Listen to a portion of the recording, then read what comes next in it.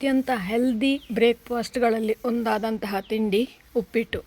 ಇವತ್ತು ಅದನ್ನು ಹೇಗೆ ಮಾಡೋದು ಅಂತ ಹೇಳಿ ನಾನು ತೋರಿಸ್ತೇನೆ. ಸುಲಭವಾಗಿ ಯಾರು ಬೇಕಾದರೂ ಮಾಡ್ಬೋದು. ಇದು ಒಂದೆರಡು ಹುಡುಗರು ಕೇಳಿದ್ದು ನನ್ನ ಹತ್ರ, ಅದಕ್ಕೋಸ್ಕರ ಪುನಃ ಈ ರೆಸಿಪಿಯನ್ನು ಹಾಕ್ತಾ ಇದ್ದೇನೆ.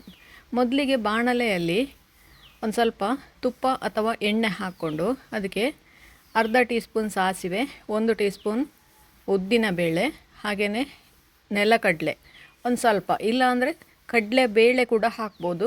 ನೆಲಕಡಲೆ ಇಲ್ಲ ಅಂತೇಳಿ ಆದರೆ ಕಡಲೆಬೇಳೆ ಕೂಡ ಒಳ್ಳೆ ಟೇಸ್ಟ್ ಕೊಡ್ತದೆ.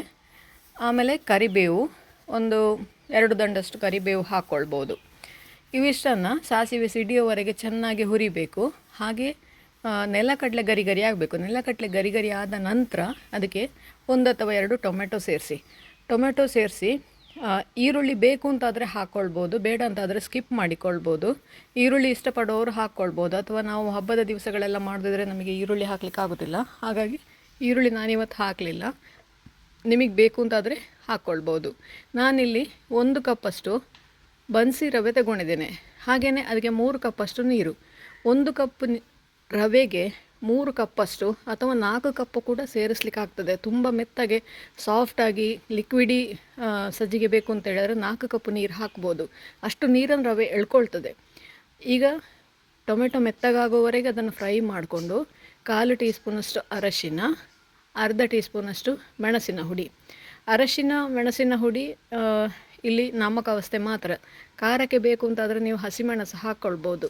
ಆದರೆ ಎಲ್ಲ ಫ್ಲೇವರ್ಗಳು ಮಿಕ್ಸ್ ಆದರೆ ಉಪ್ಪಿಟ್ಟು ಅಷ್ಟು ಚೆನ್ನಾಗಿರೋದಿಲ್ಲ, ಹಾಗಾಗಿ ನಾನು ಸ್ವಲ್ಪವೇ ಹಾಕ್ಕೊಂಡಿದ್ದೇನೆ. ಈಗ ನಾವು ಹಾಕುವ ರವೆಗೆ ಉಪ್ಪು ಎಷ್ಟು ಬೇಕೋ ಅಷ್ಟು ನೋಡಿಕೊಂಡು ಉಪ್ಪು ಹಾಕ್ಕೊಳ್ಳಿ. ಇಲ್ಲಿ ಉಪ್ಪು ನಾನೀಗ ಒಂದು ಅರ್ಧ ಟೀ ಸ್ಪೂನಷ್ಟು ಹಾಕಿದ್ದೇನೆ, ಕಲ್ಲುಪ್ಪು ಹಾಕುವ ಕಾರಣ. ಹುಡಿ ಉಪ್ಪಾದರೆ ಒಂದು ಸ್ವಲ್ಪ ಜಾಸ್ತಿ ಬೇಕಾಗ್ಬೋದು. ಈಗ ನಾನು 3 ಕಪ್ಪಷ್ಟು ನೀರು ಆ್ಯಡ್ ಮಾಡ್ಕೊಂಡಿದ್ದೇನೆ. ನಿಮಗೆ ಇನ್ನೂ ಲಿಕ್ವಿಡಿಯಾಗಿ ಬೇಕು ಅಂತಾದರೆ 4 ಕಪ್ ನೀರು ಹಾಕ್ಕೊಳ್ಬೋದು, ಧಾರಾಳವಾಗಿ ಹಾಕ್ಕೊಳ್ಬೋದು. ಈಗ ಬನ್ಸಿ ರವೆನ ಸೇರಿಸ್ಕೊಳ್ತಾ ಇದ್ದೇನೆ. ಬನ್ಸಿ ರವೆ ಅಂದರೆ ನಿಮ್ಮ ಮಾಮೂಲು ಉಪ್ಪಿಟ್ಟು ರವೆಗಿಂತ ಒಂದು ಸ್ವಲ್ಪ ದಪ್ಪ ಇರ್ತದೆ ಅದು. ಉಪ್ಪಿಟ್ಟು ರವೆ ಕೂಡ ಹಾಕ್ಕೊಳ್ಬೋದು, ನಿಮಗೆ ಯಾವುದು ಅವೈಲೇಬಲ್ ಇದೆ ಆ ರವೆಯನ್ನು ಹಾಕ್ಕೊಳ್ಬೋದು. ಇದನ್ನು ಈಗ ಒಮ್ಮೆ ಚೆನ್ನಾಗಿ ಮಿಕ್ಸ್ ಮಾಡಿಕೊಂಡು ಸಣ್ಣ ಉರಿಯಲ್ಲಿ ಎಕ್ಸಾಕ್ಟ್ 3 ನಿಮಿಷ ಬೇಯಲಿಕ್ಕೆ ಬಿಡಿ. ಅದಕ್ಕೆ ಸೌಟ್ ಹಾಕಲಿಕ್ಕೆ ಎಂತ ಹೋಗಬೇಡಿ, ಚೆನ್ನಾಗಿ ಫಸ್ಟಿಗೆ ಮಗುಚಿರಬೇಕು. 3 ನಿಮಿಷ ಚೆನ್ನಾಗಿ ಬೇಯಿಸ್ಕೊಳ್ಳಿ. ನೋಡಿ, ಅದು ಚೆನ್ನಾಗಿ ಬೆಂದು ರೆಡಿ ಆಯಿತು. ಈಗ ಇದಕ್ಕೆ ಸಣ್ಣ ಉರಿಯಲ್ಲೇ ಬೇಯಿಸಿ 3 ನಿಮಿಷ. ನಂತರ ಇದಕ್ಕೆ ಒಂದು ಸ್ವಲ್ಪ ಕಾಯಿ ತುರಿ, ಆಮೇಲೆ ಒಂಚೂರು ಕೊತ್ತಂಬರಿ ಸೊಪ್ಪು. ಇದು ಎರಡೂ ಕೂಡ ಆಪ್ಷನ್, ನಿಮ್ಮ ಹತ್ರ ಉಂಟು ಅಂತಾದರೆ ಹಾಕ್ಬೋದು. ಕಾಯಿ ತುರಿ ಹಾಕಿದರೆ ಸಜ್ಜಿಗೆ ಆಸಮ್ ಆಗಿರ್ತದೆ. ನನಗೆ ತುಂಬ ಇಷ್ಟ ಕಾಯಿ ತುರಿ ಹಾಕಿದ ಸಜ್ಜಿಗೆ ಅಂದರೆ. ನೋಡಿ, ಮೇಲಿಂದ ಒಂದು ಸ್ವಲ್ಪ ಉದುರಿಸಿ ಒಮ್ಮೆ ಅದನ್ನು ಮಗುಚಿಕೊಂಡ್ರೆ ನಮ್ಮ ರುಚಿಯಾದ ಉಪ್ಪಿಟ್ಟು ರೆಡಿ ಆಯಿತು. ಇದು ಬ್ಯಾಚುಲರ್ ಮಕ್ಕಳಿಗೆ ಮಾಡಲಿಕ್ಕೆ ತುಂಬ ಸುಲಭ.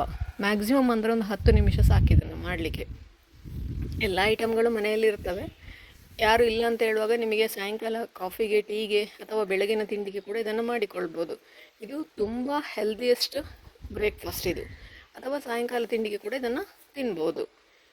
ನೀವು ಕೂಡ ಒಮ್ಮೆ ಖಂಡಿತ ಈ ಥರ ಟ್ರೈ ಮಾಡಿ ನೋಡಿ. ಹೇಗಾಗ್ತದೆ ಅಂತೇಳಿ ನನಗೆ ಕಮೆಂಟ್ ಮೂಲಕ ಖಂಡಿತ ತಿಳಿಸಿ. ಲೈಕ್ ಕೊಟ್ಟು ಶೇರ್ ಮಾಡಿ. ನೀವಿನ್ನೂ ನಮ್ಮ ಚಾನಲನ್ನು ಸಬ್ಸ್ಕ್ರೈಬ್ ಮಾಡ್ಕೊಳ್ಳಿಲ್ಲ, ಸಬ್ಸ್ಕ್ರೈಬ್ ಮಾಡಿಕೊಂಡು ಪಕ್ಕದಲ್ಲೇ ಇರುವ ಬೆಲ್ ಐಕಾನನ್ನು ಒತ್ತಿ ನಮ್ಮನ್ನು ಸಪೋರ್ಟ್ ಮಾಡಿ. ಮುಂದಿನ ವಿಡಿಯೋದಲ್ಲಿ ಇನ್ನೊಂದು ಹೊಸ ಅಡಿಗೆಯೊಂದಿಗೆ, ಇನ್ನೊಂದು ಹೊಸ ರೆಸಿಪಿಯೊಂದಿಗೆ ಪುನಃ ನಿಮ್ಮನ್ನು ಭೇಟಿಯಾಗ್ತೇನೆ. ಧನ್ಯವಾದಗಳು.